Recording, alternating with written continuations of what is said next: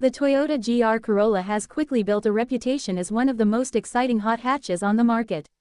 Every time enthusiasts get behind the wheel, they're reminded why. From the very beginning, it's been praised for its rowdy 3-cylinder turbo engine, rally-bred all-wheel drive, and playful chassis. It's not just fun to drive, it's a machine that begs you to push it harder, delivering thrills that feel well above its price point. For 2026, Toyota hasn't reinvented the GR Corolla. Instead, it's refined it with subtle but meaningful updates. The fundamentals, raw character, agility, and everyday usability, are all still here. But this time, Toyota has added small touches to make it sharper and more durable, especially on the track. One of the biggest changes comes from structural updates. Toyota has applied additional structural adhesive to the front and rear of the body, which increases chassis rigidity. That might sound technical, but in simple terms, it allows the suspension to do its job better, keeping the car planted and composed even in high-speed corners. On the track at Sonoma Raceway, the difference was noticeable. The 2026 GR Corolla required fewer steering corrections, carried more speed, and gave drivers the confidence to brake later and accelerate sooner. It feels slightly more composed than before, and while the changes are subtle, enthusiasts will definitely appreciate them. Before I continue, if you're enjoying this review, don't forget to hit that like button, subscribe to the channel, and share this video with fellow car lovers. It really helps us bring you more exciting automotive content. Now, let's talk about cooling and performance upgrades. Toyota has worked on airflow around the engine, adding a second intake duct and a new bulge hood with dual vents.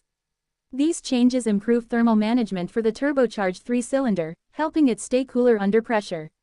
Combined with last year's cooling improvements, including front bumper vents and optional heat exchangers, the GR Corolla is now better prepared for intense track sessions or spirited canyon drives. And on the road, or the track, it's just as fun as ever. Whether you're rowing through gears with the 6-speed manual or using the paddles of the 8-speed automatic, gear changes are quick, acceleration is strong, and the car feels alive. The all-wheel drive system and sharp suspension give it a sense of control and confidence that's addictive.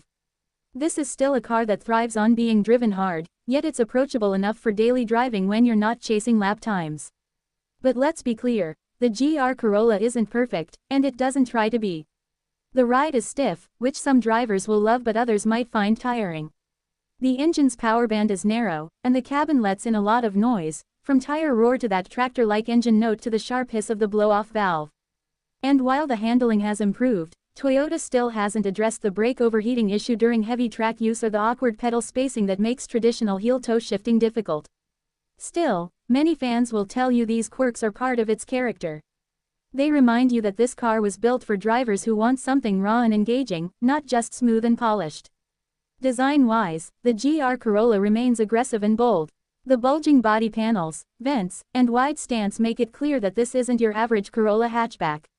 It's purposeful, maybe even a little over the top, but it fits the personality of the car perfectly. Step inside, and the cabin is functional and sporty, though still lacking refinement compared to rivals like the Golf R. The basics are solid, well-bolstered sport seats, Alcantara and heating options on higher trims, and a clear digital driver display. Small performance touches like red stitching, GR logos, and metal pedal covers give it personality. But at the same time, you'll find plenty of hard plastics, a dark and plain layout, and limited storage. Rear legroom is tight, there's no center armrest, and the 8.0-inch infotainment system feels outdated. It's not luxurious, but it gets the job done. Before we dive into pricing and trims, let me remind you again, if you're finding this breakdown helpful, please give this video a thumbs up, subscribe if you haven't already, and share it with your friends who love performance cars.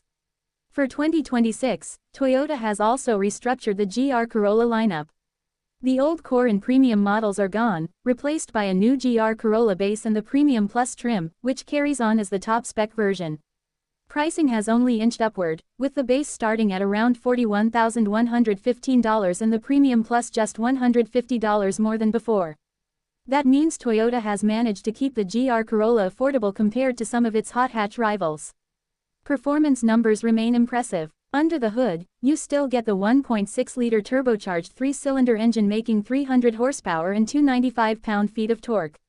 It launches from 0 to 60 in about 5.1 seconds and offers both manual and automatic transmission choices.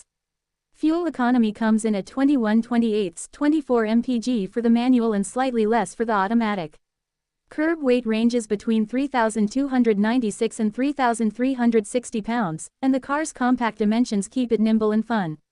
So, what's the final word? The 2026 Toyota GR Corolla hasn't lost its edge. It's still the same rowdy, raw, and ridiculously fun hot hatch that captured attention in its debut, only now it's a little sharper and more resilient.